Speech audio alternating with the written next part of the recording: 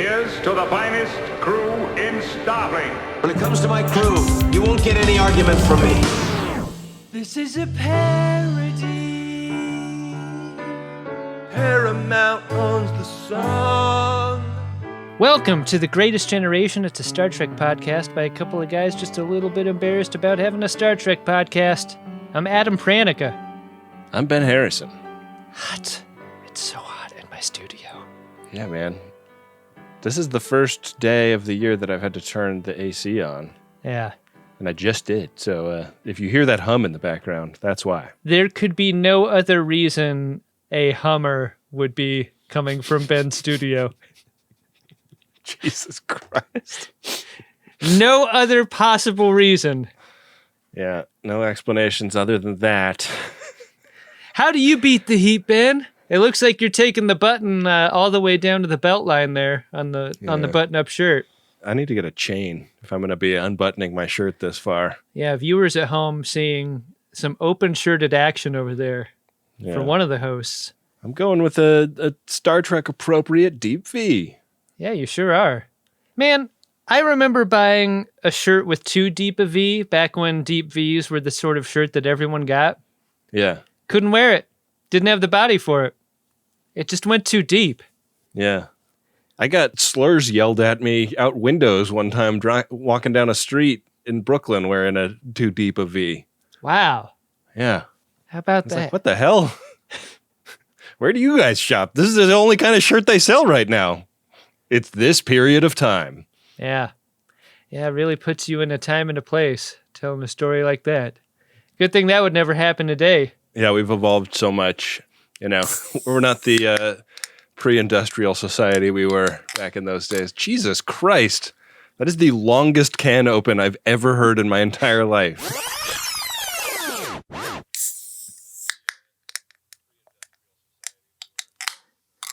If you didn't see it in the frame for video, you might have expected like a 70s era can of Coors, like where you just like rip open the entire lid. You use one of those church keys that's got like a really pointy thing on one side.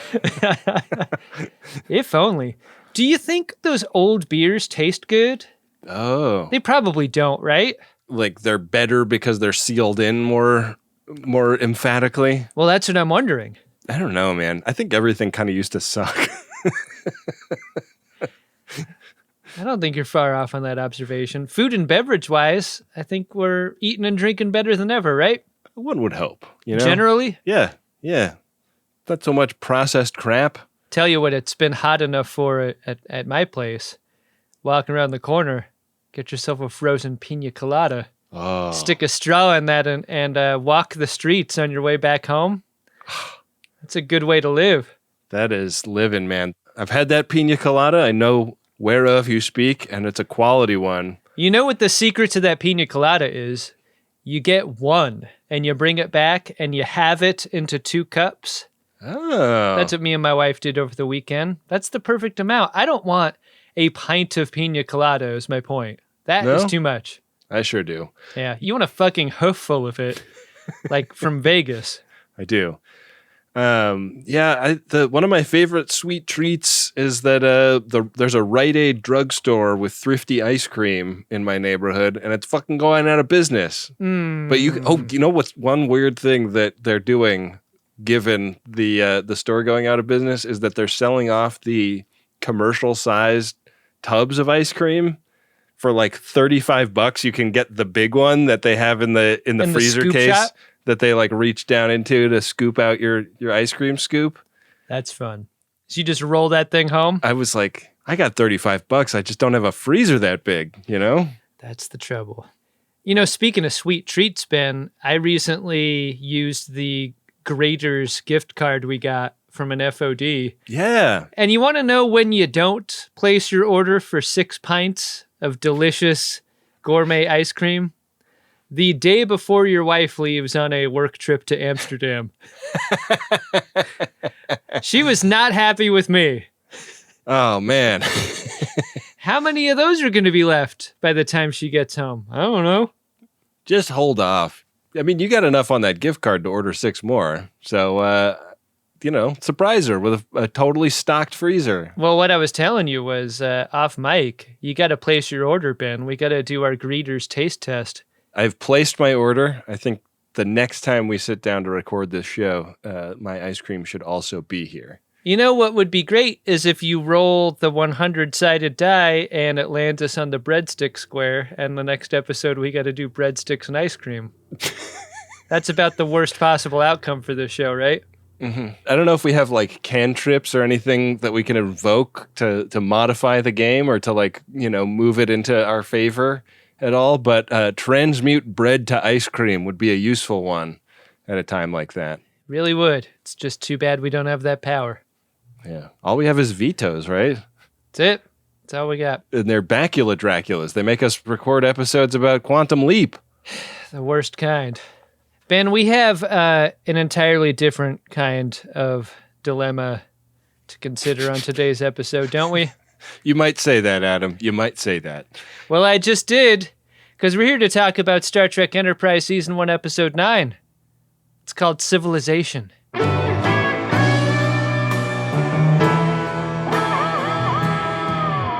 And we open at a morning McLaughlin group. Issue 1. This seems like a time for a McLaughlin group that we don't often get in Star Trek, huh? Yeah, I kind of liked the energy of Archer seeming to show up a little bit late. Definitely everybody else has been there prepping for his arrival. So I don't know if he's late or on time, but they definitely have to get there earlier than he does for this kind of thing. I mean, a couple of things about this scene. It's the tardiness of a Captain Archer, and also it's that Archer has delegated the leadership of the meeting to T'Pol. So when T'Pol presents a couple of options for exploration that everyone's not excited about, whose fault do you think that is? I would say it's not T'Pol's fault at all. It's the delegator. Yeah, the buck does not stop with T'Pol. Trip jumps on the boring exploration landmine and tosses out hey, there's an M-class planet that we found with 500 million inhabitants. Yeah. Whole damn civilization down there, just like the title of the episode says. Incredible. So, yeah, safe to say we buried the lead under a pile of, what are those, nebulars and, I don't know, a supernova remnant. Let's get to those 500 million inhabitants on that planet. Yeah. I mean, they're not going to fuck themselves. Yeah, that's really what this episode is about, isn't it? Sure it is. So they pull into orbit around this joint, and they're not picking up any EM transmissions, and they zoom in, and I laughed I was kind of surprised that there wasn't a hexagonal grid over everything that we see down on the surface of the planet, because it very much looks like planet Sid Meier's civilization. I know. The best part about the newest Civ games are all those little animations. Yeah. Because when they punch in on those boats, I've seen that scene on an iPad before. Oh. It's great. I wish that this episode had been just titled Civ. Yeah. Yeah. T'Pol does not recommend meeting these folks and riding on their many boats. Yeah. Vulcan protocols say to wait for warp technology before initiating first contact. This seems like a concept that Archer either does not believe or was never read in on. How is that possible? Well, the thing about Starfleet in this era is that the general standing orders start at number 2, and nobody is really clear on why. But number 1 has not been written yet. So he's like, I mean, that's fine for you Vulcans, but let's see what these people look like. And we zoom in through the clouds into a town square down on the surface of this planet, and they're white. Yeah, we got a couple of punch-inable faces, don't we? That's what Hoshi's found. Yeah, they're just plain-ass people. How'd you like to be cast as an extra for this shot? I mean, if the character description is pre-warp civilization folks that Archer would like to fuck, that's really the energy here, because Archer goes on about wanting to use his own probe instead of any other kind. and going down there personally. He gets one look at these forehead ridges and he's like, we're going. We're fucking going. Yeah. Hoshi, meanwhile, has been listening in on all of the different languages that are down there on the planet, and she has learned that these are the Akaali. This is the name that they call themselves.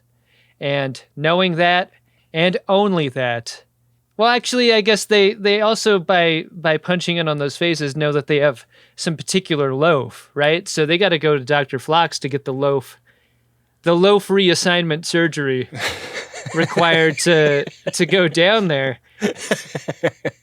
And Hoshi is the first to get it because she wants to fit in.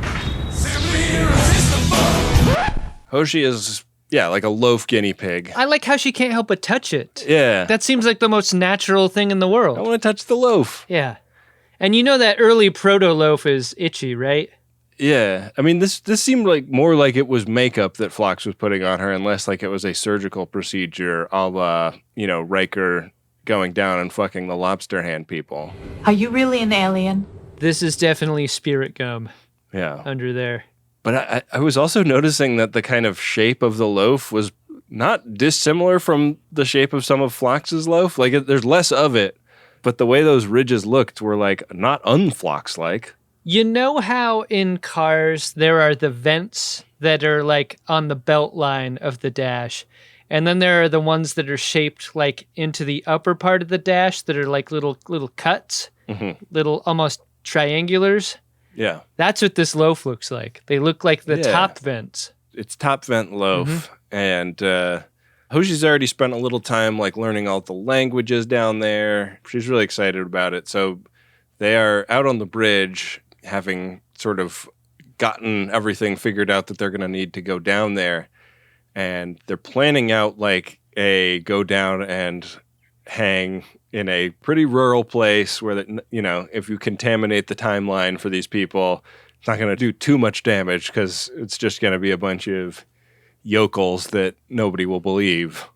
And I like the acknowledgement that this must be why UFOs never come to major urban centers in our modern day. But they're getting ready to do this, and then they get something kind of interesting on their scans, which is that an antimatter reactor is going off in one of these cities that they learned about. And that doesn't make any sense. These people shouldn't have that. These people can't even flush their shits down a toilet. Like, how would they have an antimatter reactor? This is crazy. Yeah, they got way too much matter to deal with before they get the antimatter. Yeah. So we get aboard a shuttle pod, and it's Hoshi along with T'Pol and Archer, and they're all done up in the loaf, and they're dressed for Ren Fair, it looks like. And so they land at night. I like that Hoshi's handing out forged documents. I had a lot of questions about how they got a hold of documents to figure out what they should forge them to look like. We needed a little more prep for this scene, right? Yeah.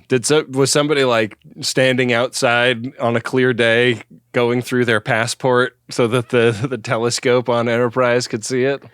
You really got to be sure when you choose a landing spot for your shuttle pod that you're doing it in an area of agribusiness that does not involve threshing machines or combines or something, because there are several scenes in this episode that occur on board the shuttle pod in this field, and I'm like looking out the window.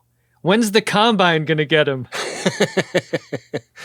I would have liked to hear some acknowledgement of like, well, when we pick a landing site, we should find somewhere where there's a lot of downed branches so that we can like drape them over the shuttle pod to disguise it. Yeah. Anyways, they put down at night, and we get to go right into the city, and it is a typical Star Trek street scene where you can't see particularly far in any direction.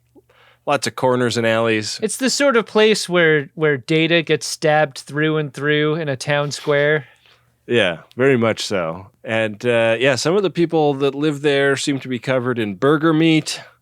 They kind of split up, Hoshi and T'Pol on one team and Trip and the captain on another team that decides to do a B&E when they find the antique dealership that the signal for this reactor is coming from. And they're being watched when they do this. Yeah, it starts off as being like, well, God, Hoshi and T'Pol have already been made. You think, what are the chances that Trip and Archer have been too? They have been too. Like they're clocked immediately. A lot of suspicion going around here. And their observer also enters the shop, and she's armed. She's got this great little like handheld brass crossbow thing, which we didn't actually get to see fired in this episode, which was a great source of disappointment for me. Yeah, that would have been fun. But yeah, she asks them like what they're up to, like who they are, what they're doing, and they claim to be antique collectors, and everybody knows that people in the antique world never do anything shady, so leave us alone. Blam! She gets shot in the back by T'Pol here. This is great. Archer is not grateful in the least. Was that necessary? She was armed. Let's try not to shoot anyone else while we're here, okay? And T'Pol's like, well, maybe we should leave? Yeah. Given the locals are holding us up at gunpoint? Hear you all day long. We've talked about this a lot in TNG. Like, bow and arrow isn't that scary to you when you're from the Enterprise D, because, like, almost any bow and arrow injury is a wave a light over it situation to you. Well, I wonder if it's also like fight a gun, run away from a knife as a strategy, you know? Oh, interesting. Yeah. Because they're more scared of the little crossbow than I think a TNG-man would be. This moment is so charged because T'Pol's like, we got to get out of here, especially while this stranger's on the ground. And Trip Tucker's like, I don't want to leave her behind. Not without drawing a dick and balls on her forehead. He pulls out a Sharpie, and she was like, you were told not to bring anything modern down here. Yeah. This lady is Rian, and she works at the apothecary. The name for a store, I am still not clear on the reason for. I don't know what they do. I don't know what they make. It's just a bunch of beakers and Bunsen burners. Yeah, it's a very mortar and pestle forward career. Yeah. Like, isn't that kind of their symbol? Don't you, like, when you picture the sign for an apothecary, don't you kind of picture a scripty font and a image of a mortar and pestle? I do. That's what I see exactly. Yeah. That's like a magic trick, Ben. How did you do that? Don't think about an elephant. So she wakes up at home, and Archer is there with her in her, like, apothecary laboratory, and she has a lot of questions for him because she has been observing this burger meat illness that has been afflicting a lot of her neighbors, and has sort of come to the conclusion that it's something to do with that shop. And so, you know, she thinks that Archer must have something to do with it. And she's like, so you probably work for Garros. And he's like, never heard of him. But he's the shop owner. Garros damn near killed him. I love and hate this moment for Archer because this scene will have you believe that Archer has been in this lady's house waiting to be talked to the whole time. When you know he's snooping all up in there. Yeah. He's been in there for hours. And the case the scene makes is that he's just standing in the room next to her bedroom waiting for her to wake up. I don't think so. Well, and also, like, when she asks him to explain himself, and he's like, I'm an investigator. It's like, you didn't spend any of the hours that you had coming up with a good cover story. It's just investigator from far away. You know, like, my girlfriend goes to another school, you wouldn't know her. The last question and answer is the funniest part because she's like, who are you? What is your name? And the camera pushes in on him, and he's like, my name is John. She's like, I've heard of you. You're like the Federation's Wolverine. I could not get over how Rian threw Cecily Strong vibes. She really had those qualities about her. I mean that in a very complimentary way. Yeah, good call. I didn't make the connection, but that's a strong connection. Bend over, Pat. They want to get that ass. So we get a little information from Malcolm up on the ship, who has scanned the energy field that they discovered blocking the doorway into the cellar of the antique store. And he's like, yeah, this beefy as hell. Like, we could bombard it from orbit and not knock it out. Do you love how that really doesn't mean anything in this context? Like, we've seen torpedo after torpedo, like, flail impotently against the hulls of enemy ships doing nothing. And he's like, yeah, we could shoot dozens of these things at that house and wouldn't even do any damage. Like, that doesn't mean anything to me. You're not doing damage anyway. Yeah, they're definitely not carrying anything heavier, right? Like, they don't have like an atom bomb on board or anything like that.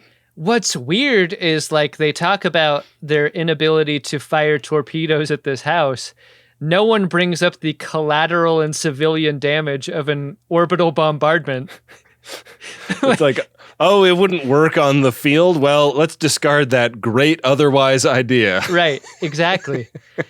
The other mystery of this scene is, like, it's not just the door, it's what this house is built on. They can't see into the foundation. For all they know, this house is built over a void that they can't see through. Yeah. They're also talking about this disease and what could be causing it. And they're like, well, let's get one of them and bring him back up to the ship and have Phlox look him over. And T'Pol's like, maybe don't abduct people.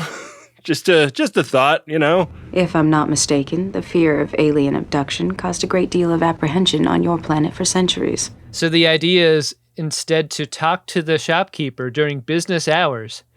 And I don't know how they cast this guy as Garros, but he is every shopkeeper you've ever met in an open world video game.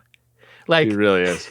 He has got the perfect energy for that. If I don't have what you're looking for, I'm certain I can find someone who does. I was hitting triangle the entire scene trying to get out of it. Like, I don't want to talk to you. I just want to go pick up your trinkets. Right.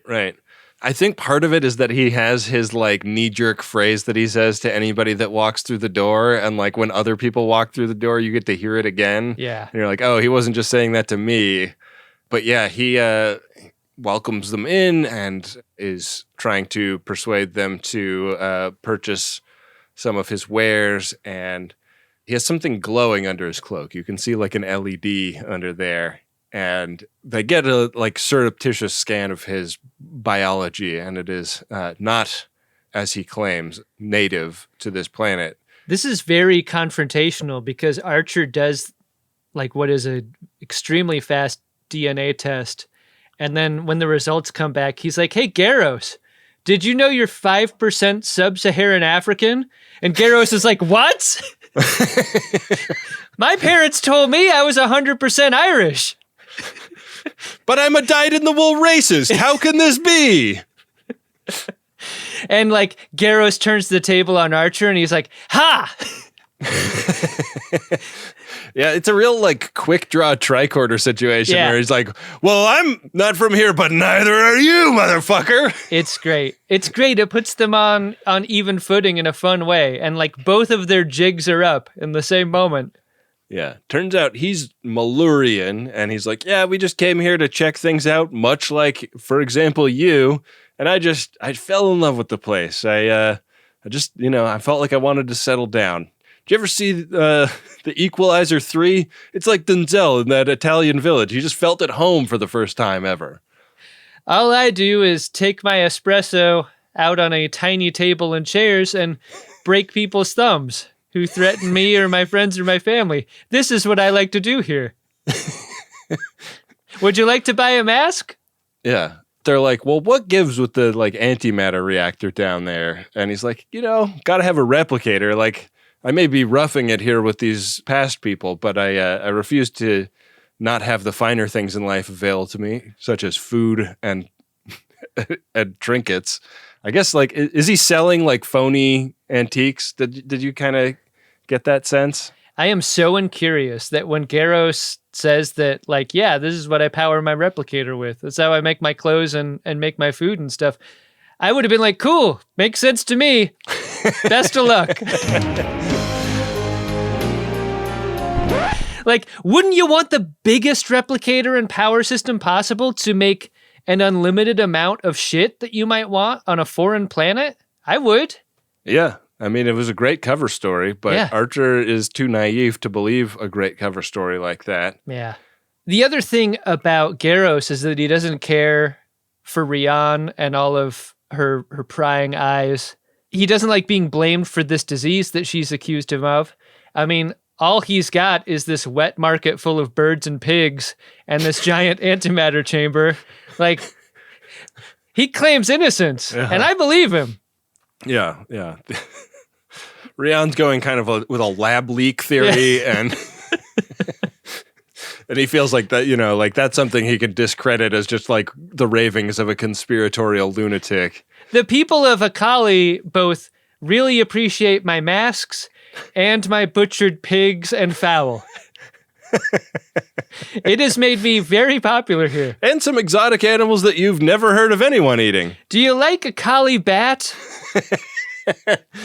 Yeah, how about the civet of Akaali? You gotta try my special blend. It's shat through the eye holes of this mask. The most sought after coffee on the Akaali homeworld. It'll really blow your hair back. Face of the fart. And you will never take the greatest gin alive. Ben would rather die. What? So they head over to Rian's science lab to talk to her about her theory of the disease. And, she's got some good epidemiology done where she's put little dots on the map around the neighborhood and shown that there's a big concentration of cases happening the closer in proximity you get to Garros' shop. Don't you wish when you worked a real job that you had a reason to do plot points and a chart and a map? Nothing makes you look like a harder worker than one of these, right? Oh, yeah. I mean, this or just Charlie from Always Sunny chalkboard full of photos and red strings. I really wish I had that. I wish I thought enough to do that. Yeah, man. What could we even do at this point to connect a bunch of ideas into a web and crack a case? It's never going to happen for us. For the rest of our lives, we'll never discover anything. Greatest gen cases go unsolved. They're always written in red. The thing about Rian is that she is smart in one way, the way that involves pieces of red thread drawing lines between places and things, but she's also very trusting.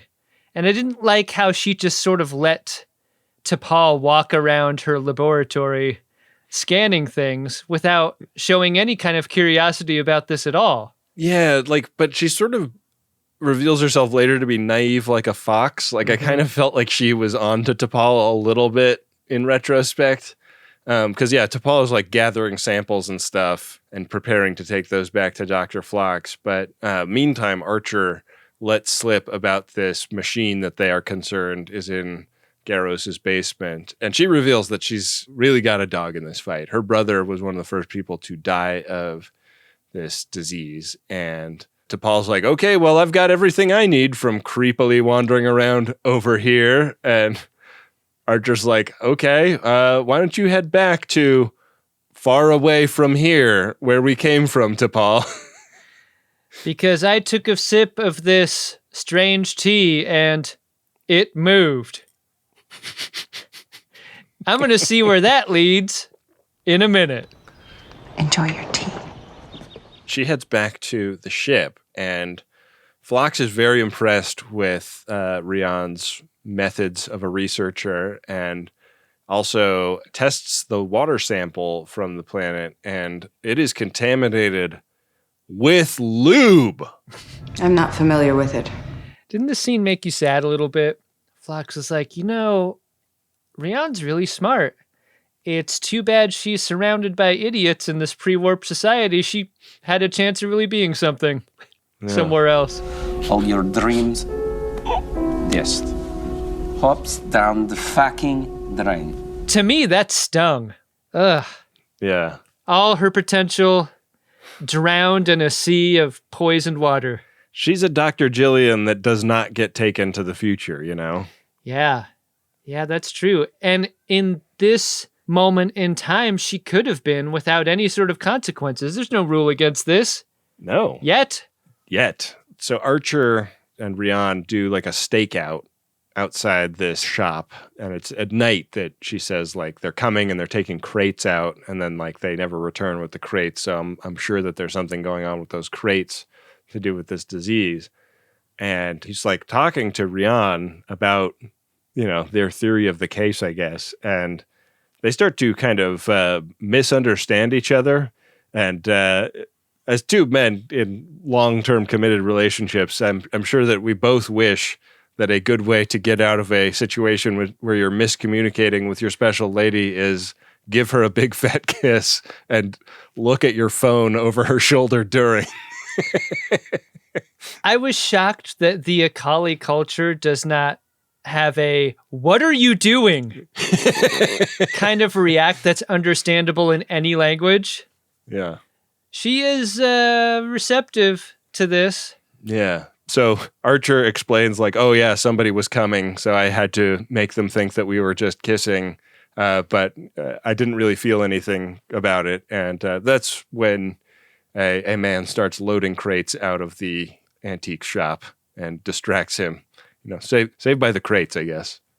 In a pre-warp society, 2 wheels on an axle that can carry a bunch of crates serves as the greatest technological achievement in their society. This thing is great. Yeah, it really is. And with it, he can wheel all of these boxes out into a clearing, and he unloads them, and then he fucks off. And that makes an opportunity for Archer and Rian to go investigate. And when they pop one of them open, they don't get to see inside one. Like, the moment here is synchronized. They pop open one of the boxes, and then the light shoots down from above of the ship that comes to do pickup. Like, it's surprising because for a moment you think the light's coming out of the box. Yeah, you think it's the briefcase in Pulp Fiction situation. You're like, oh my God, they're going to find out what all that trouble was about with Marcellus Wallace and everyone. This ship, sufficiently advanced, probably advanced enough to have a transporter, instead decides to use a tractor beam to pull these boxes up into it. And then boom, the tree next to Archer explodes from being shot at, and Archer leaves Rian to go dustbuster out against the wagon driver from before. Yeah, this was a perfect crossbow bolt opportunity missed. Yeah. It's just the guns got knocked out of their hands, fist fight, but Archer lands a blow that knocks some of the Mission Impossible mask off of a very scaly alien. This is a lizard man. Tin Man. And Rian sees everything. Like, at this point, the cat's out of the bag. W/R/T aliens. Hey, Rian, could you at least try to act surprised at seeing a literal alien?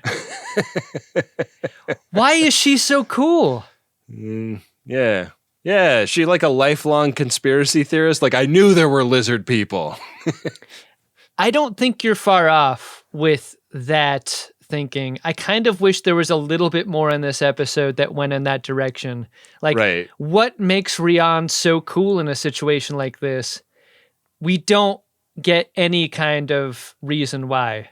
Yeah, like if she was kind of an outsider in her community because she was, you know, kind of persuaded of big outlandish ideas. Because no one in town knows what an apothecary is or what they do. Yeah. Like, make her not Justin Long in Galaxy Quest, but a tick toward that. Right. And I think that this is a slightly more delightful character, and especially like an interesting character for Archer to be smooching with. Rian sees an alien. She sees Archer shoot that alien. Archer tells her, I promise I didn't kill the alien. And she's just like passively smoking a cigarette watching. Like, nothing could be less stressful about this scene. Back at Rian's place is where they decide to talk a little bit more. And Archer spills all the beans in this moment. He's a spaceman. You know who I just want her to be is the BB Newworth character from that one TNG episode, you know? So extremely horny is how you'd prefer her? Yeah, that's where I'm headed. I've always wanted to make love with an alien. I don't know, Ben. I'd kind of prefer her be a competent professional who's cool under fire. Who says that BB Newworth character wasn't competent? Yeah. All right. That's She fair. was cool as hell. Archer has dropped the mask, the metaphorical mask, about his identity and where he's from. He has spilled the tea in the way of a crab pot being opened on the deck of a ship in the North Atlantic. He has figured out how to get past that force field, and through the door they go into the Star Trek caves, or ratacombs, if that is the place where they keep all their antiquities. Mm-hmm. You can speak to us normally. Okay. No, thank you, sir. And there's a lower door down there, Ben, and they open that to reveal a power supply. And behind the window, there is a claw game machine on a massive scale with alien employees in there and everything. It is a lot like the reveal of a couple of episodes ago, wouldn't you say? Are there aliens in Star Trek: Enterprise that aren't building vast underground complexes that are being kept secret from most of the people on the surface? Yeah, most aliens like to build facilities. That's just what they like to do. And they call it a mine.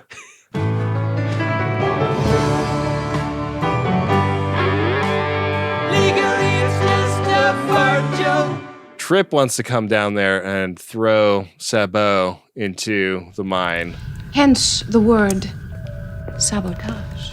Archer is like, I mean, I could shoot this power generator, but it will probably blow up several city blocks. And I know that we haven't made a great case for this before, but the civilian casualties might be the thing that persuade us not to do that. So he is advocating for beaming this thing up. BT dubs, what are they mining for? Viridium. And there's evidence of Viridium yellow cake all around too, Ben. Yeah. You only ever mine this stuff if you want to make explosives. Right. I mean, but there's also like all these aluminum tubes where in retrospect, like they're exactly the wrong kind of aluminum tubes for the explosives. So, you know, let's be careful, you know, casting stones about who's setting the prelude for war over here, guys. I love how Trip Tucker volunteers to go down there and help shut it down. Captain, let me come down there and shut it down! He's like, you know, I have enough recreational drugs in my go bag to make this work. As a Trip Tucker mission, you know what I'm saying? Let me at her, Cap. Shutting down an antimatter reactor is not just a business, it's also a science. Trip Tucker has over 30 years of experience shutting down antimatter reactors. Trip Tucker's won Bartender of the Year 2018, 2020, and 2021. An expert in Prohibition-era cocktails and engineering makes him the perfect choice for this strip club slash bar on the outskirts of Reno. That is so far been uncontacted by the rest of civilization. There is the topic of a button in this room that creates an argument. I mean, you hate to see this. This is a new relationship. You don't want to argue too soon. Right. But here they are. Yeah. Rian and Archer are arguing about which button is going to drop the cloak to this area of the town because Hoshi's not here to interpret the like symbols and signs on all this machinery. Yeah. And in order to do the transport, they need to drop the shield. And they're like arguing, and then Archer's like, you know, that's actually kind of cool though, right? Because like we come from two different cultures, but we're like arguing over what color something is, and it's like, do we even see color the same way? Like, isn't that wild, man? It's getting cuter by the moment for them. Anyways, he pushes the wrong button, obviously, and much like a moment earlier in my recording studio, this very episode where I was trying to shut down my air conditioner, he pushes a whole bunch of buttons and isn't really sure which one does the right thing, but eventually he gets it.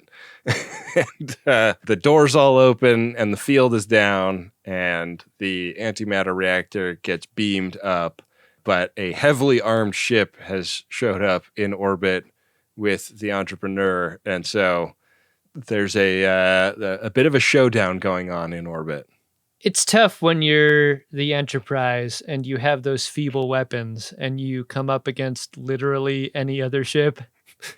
This sucks for them. They should be terrified. It's Garros on this ship, and he gets on the viewer and he's like, hey, get ready to die, just like Archer, who is also dead on the planet. And he starts dropping bangers on the Enterprise, and it's crazy to see a ship shoot bangers and they actually work. Yeah. T'Pol is kind of making the case for we're about to bug out, and Trip really loses it at this. And an interesting moment in an episode that otherwise has zero whiffs of this like Trip does not trust T'Pol at all situation. How quickly is Trip's finger on the mutiny button? Like, it's a moment of unnecessary mutiny for him. And it's wild because once it's revealed that T'Pol's like, hey, buddy, you don't have to mutiny. I'm not breaking orbit. We agree about what color Lipin's honor stallions are when they're born, man. You ever watch Star Trek? The mutiny's suddenly cool? It's cool. It's fine, Trip. Yeah. Stick around. They beam up the reactor, and the great idea that T'Pol comes up with, since they realize their weapons are ineffective against this ship, is beam the reactor right under the Malorian ship's bow and shoot that. And that thing really blows big.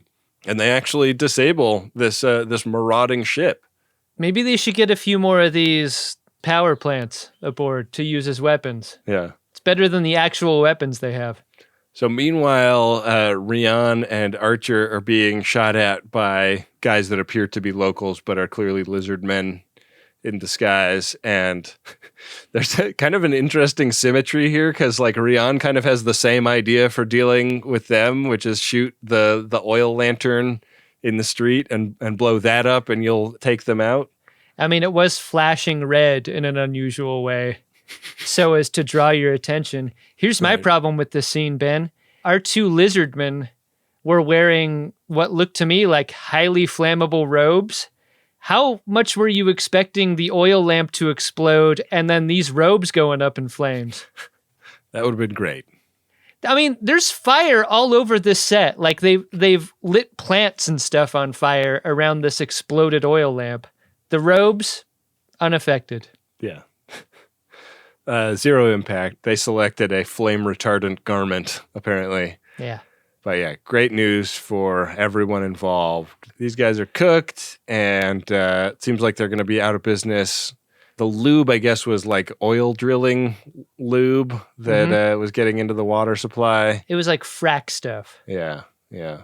Archer leaves Rian with... and then Garros and his little henchmen get beamed up to their ship, and it's like, beam up the crates then, guys. Yeah. If you got a beam that you're comfortable using with people, you should be comfortable using it with crates.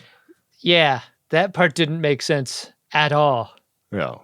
What about the sick villagers, Ben? I mean, they've neutralized the threat. What's going to happen to all those folks? Well, Enterprise has a cure for that, which they give to Rian, and all people have to do is drink an entire 16-ounce bottle of Kraft Italian dressing to cure their illness.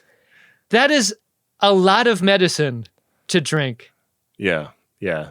And I know that people have been calling that the Greatest Gen Challenge and posting videos of themselves to, social media drinking an entire bottle of Kraft Italian dressing. And this is just me and Adam saying emphatically, don't do that, okay? Don't get a bottle of Kraft Italian dressing and drink it and post a video of what happens on social media. I've seen one too many videos of an FOD encountering another FOD with the challenge question. And the FOD, without having an answer, is made to get on their knees and pound an entire bottle of Kraft Italian dressing. They're calling it crafting, Ben. Crafting with a K. Yeah, FODs crafting FODs. Yeah, it's not nice. I don't like seeing that. No. It's just not sexy. I mean, it's not sexy like it should be, Jack. Gotta tell you, though, Ben, you better believe a entire 16-ounce bottle of Kraft Italian dressing comes up pretty smooth. Mm. That's a smooth release. Oh, yeah. Isn't it? Speaking of smooth releases, there's a little smooch at the end, and I loved the little detail of Rian dropping that she was 1,000% onto Archer the entire time. And Archer's like, well, that's cool. If you're pregnant, I'm not going to be reachable.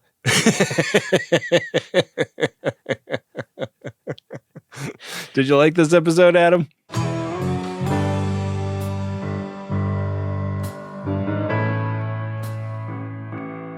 Just a silly Star Trek episode. Like, holes are all through it.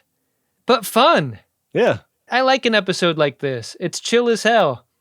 It's very intentionally trying to elevate Archer into sex symbol captain guy in a way that I found awkward. Right. You wanted Garros to be the sex symbol of the episode. Perhaps some other time, Captain.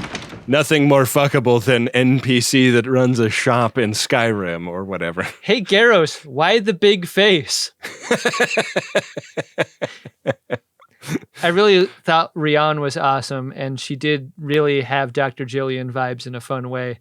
But, like, dial up those Dr. Jillian vibes. Don't just give us the surprise at the end that she was smart the whole time and onto the whole jig. Like, make her cool and into it throughout as, like, a proper wing person for the mission, you know? That felt like too little too late to me. Fair. What did you think? Well, I liked the episode tremendously. It was, it's kind of like a shake and bake Star Trek episode, like a thing that shouldn't be in a pre-warp society is there. What do we do about that? But with the like added element of we don't have General Order number 1 yet. So I think it's an interesting example of they kind of like mostly observed the Prime Directive as it is presented to us in subsequent Star Trek, chronologically, but also didn't have it governing any of their actions. So like every choice they made, it felt like their options were wide open in a really fun way. Yeah, very true. And there wasn't a lot of T'Pol going, you shouldn't do this, don't do this. Like, she wasn't in every scene telling them no. She had a no up top, and that was it. And I think that helped out T'Pol's character too, from like being the fucking nag of Star Trek Enterprise, which is kind of how she's been framed for many episodes, Yeah. Fuck that. Fuck that entire premise on this show. Yeah. I reject the idea that if T'Pol had been a male character, they would have made her like that, Right. So I'm glad that it seems like they're maybe starting to move in the other direction a little bit. Let's hope the trend continues. I mean, the moment they gave her to command Enterprise was great. Like, she was totally in control of that scene. Totally. In a fun way. Well, let's see if we are totally in control of our Priority 1 inbox in a fun way. What do you think? Let's check. Priority 1 message from Starfleet coming in on secured channel. Need a supplemental income. Supplemental income? Supplemental. Yeah, it's extra. The interest alone could be enough to buy this ship. And our first Priority 1 message, Ben, is of a promotional nature. That message goes like this. Do you like romance novels? Do you like Dungeons and Dragons? Do you like neither of these, but you want to support an FOD making a go of it as an independent author? If you do, then Taking Initiative by L.M. Stewart is for you. Check out this steamy, nerdy rom-com about rolling dice, taking chances, and overcoming the monsters of the past. It's got role-playing games, libraries, TGG references, and maybe even a drunk Shimoda or two. A perfect summer read for D&D veterans and happily ever after seekers alike. So go to lmstewart.com, and I'm going to spell that out for you, ELLEMSTEWART.com, to buy directly from me, the author. Or order Taking Initiative from your local indie bookstore or any book or ebook retailer. Damn, I love this. L.M. Stewart is a great name. Whether or not this is a pen name or not made me think of a story that a buddy of mine told me just last night. He's a teacher, and he was laughing about a moment where it's easy to get names wrong when you're a teacher, like when you first have that first class orientation and you're like doing roll. And he called roll, and one of the names that he read was Abby C. last name. And the girl was like, no, that's not it. And he's like, okay, well, how do I say it? And she said, ABC last name. and LMN and LM Stewart made me think of how that worked as a name. Yeah, I recognize Elle from social medias, and I wish her the best with this steamy romance. I know our buddy Stuart Wellington is a big romance novel reader, and he's also a big role-playing game guy. So, you know what I'm going to do right now? I'm going to order a copy of this, send it over to the Stew Man. Amazing. Because, I've never really read a romance novel, but if Stu says this is where I need to jump on board, then I'm going to order a copy for myself. I mean, you should ask your wife for permission to order a romance novel. I don't need her permission, dude. Don't tell people that. I'm sure it'll work out fine. Adam, our next priority one message is of a personal nature from Patrick Funston and to Wynde Priddy. Goes like this. On behalf of all FODs, thank you, Wynde. Specifically, I snort laughed in Drapenuck, Voyager Season 7, Episode 22, at your insert of William Morgan Shepard's Klingon commander. So this was when I said something about transporting with no tricorder, no phaser, no Pelican case, and Wynde dropped in the guard from Rurapente saying, no guard tower, no electronic frontier, and me saying no nothing. And then Patrick concludes, perfectly absurd. Play Wynde's favorite drop. Wow, Wynde gets to pick this time. Love it.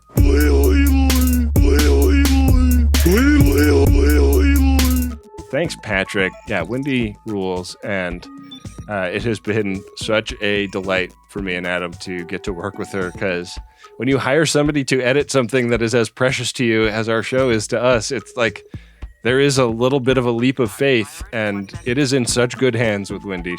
She gets the comedy and adds to it in the best way possible, and that is a great example. So, Patrick, I join you in congratulating Wynde on being awesome. Wynde not only gets the comedy, she is funny in her own right, and she brings a lot to the show. It's great. Ben, we got our last priority one message here. It's from Jordan. It's to Don and Casey. Their message goes like this. Well, I thank you for the personalized birthday greeting by Jonathan Frakes. You got me a couple years ago. I should have killed him for that little suggestion. I be happy. I may have forgotten my life as a brother to Worf, but being a brother to you is good enough. Kapla!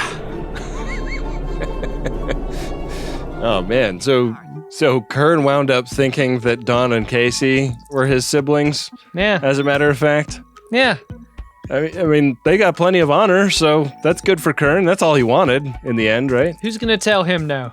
That's why they scrambled his frontal lobe. It was an honor preservation operation. God, I miss Kern. Mm-hmm. That poor bastard. Yeah. And Alexander, a actual poor bastard. Is that honor affirming care? Is that what you call that? You could put it that way. Well, if you'd like to put it some way on our show, you can get a priority one message anytime you want by going to MaximumFun.org/Jumbotron, where a personal message is $100 and a commercial message is $200. And those have been going since the start of the show and have not kept up with inflation. So consider that a bargain. Hey, Adam. What's that, Ben? Did you find yourself a drunk Shimoda? Incredible. Drunk Shimoda! Yeah, mine's going to be Archer. There's a scene when he and Rian are taking cover in an alley at night.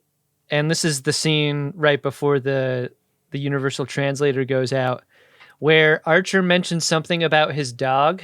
And Rian looks at him like, is this the moment the translator fails for them both? Because that seems to be a moment where Rian would go, What the fuck is a dog? What are you talking about? What mean dog? Yeah. Why would you say that, Archer? Why would you just... Archer's the worst kind of dog owner. He just assumes everyone knows what a dog is. Ugh, don't do that, okay? God. This is like the 18th rule of Greatest Gen, but it's no less important than don't tilt your seat back on an airplane. Yeah. Don't assume people know what a dog is, all right? Yeah. So for that moment, he's my drunk Shimoda. What about you, Ben? I'm giving it to Paul this week because when they get the call from Garros and he's like, "Your captain is dead," like you will like heave to and be shot out of the sky by my marauding vessel. T'Pol later gets in touch with Archer and she's like, "How are you? Like, we were told you were dead. Is that true?" Yeah, wrong question, T'Pol. Silly question, T'Pol. So for asking a guy she had already exchanged a few words with how dead he was or wasn't, T'Pol is my drunk Shimoda. Face of the fart. Ben, one last thing to do on the show. We got to figure out what episode we're watching next and how we're going to watch it.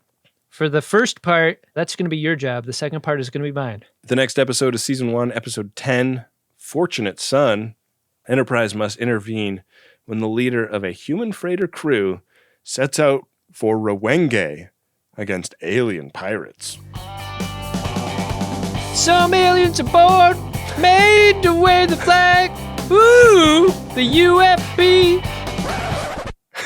Ben, I'm over at the Game of Buttholes, the Will of the Riker, Quantum Leap, where it will be decided in what way we're going to be watching this episode. Our runabout is on square 90. We're in the clear for the moment. You're required to learn as you play. Roll.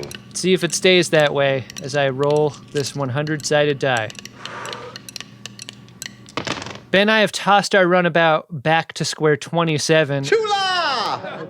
Did I win? Hardly. It is so close to the Xindi arc episode. That would have required us to take shots of 5 different alcohols during the episode.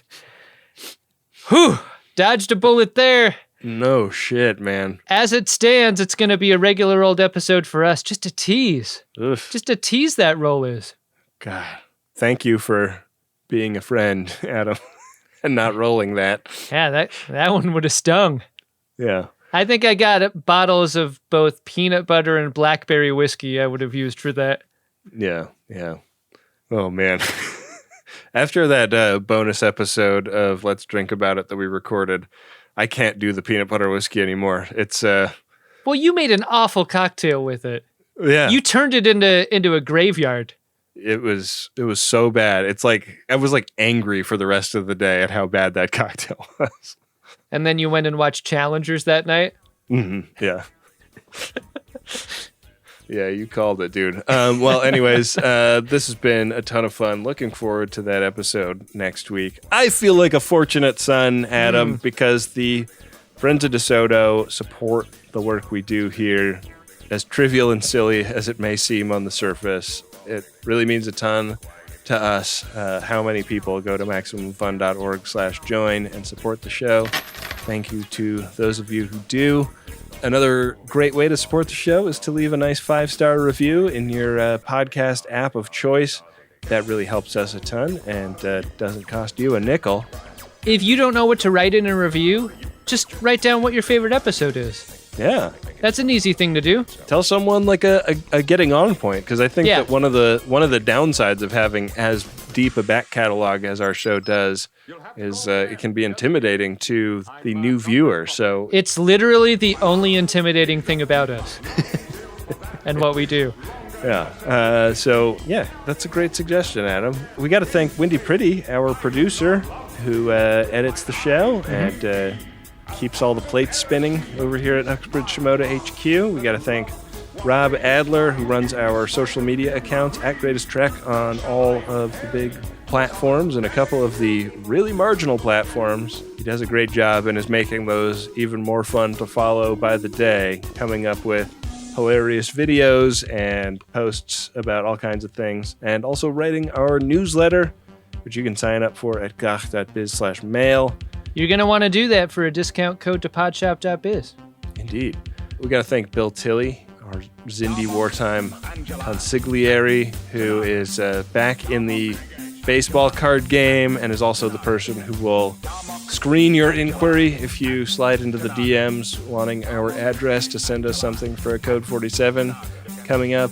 Join one of the many communities out there. There's Discord, drunkshimoto.com, Facebook group, Reddit group. Any place you go on the internet that isn't full of dickbags is probably got a community of friends of DeSoto. And even some social media places where there are dickbags, there will also be friends of DeSoto. Yeah. There to make it a little brighter. Building a little community that can defend against the dickbags. Yeah. Flower and concrete style. Mm-hmm. With that, we will be back at you next week with another great episode of Star Trek Enterprise, an episode of The Greatest Generation where we do our darndest not to accidentally talk about a Vietnam movie instead of a Star Trek episode. It's gonna happen. Can't help it. Yeah. Why'd you even name it that way if you didn't want us to do that? It's your fault, Brandon. Make it so.